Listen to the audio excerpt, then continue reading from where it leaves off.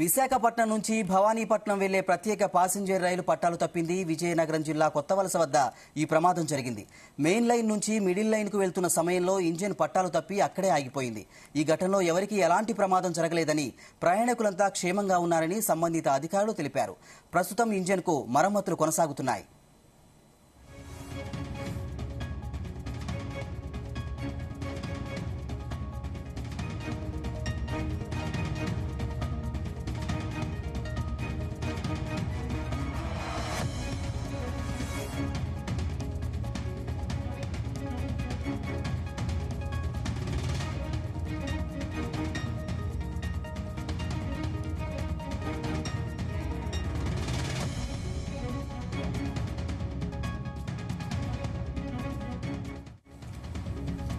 విశాఖపట్నం నుంచి భవానీపట్నం వెళ్లే ప్రత్యేక ప్యాసింజర్ రైలు పట్టాలు తప్పింది.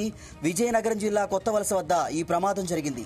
మెయిన్ లైన్ నుంచి మిడిల్ లైన్ కు వెళ్తున్న సమయంలో ఇంజిన్ పట్టాలు తప్పి అక్కడే ఆగిపోయింది. ఈ ఘటనలో ఎవరికి ఎలాంటి ప్రమాదం జరగలేదని, ప్రయాణికులంతా క్షేమంగా ఉన్నారని సంబంధిత అధికారులు తెలిపారు.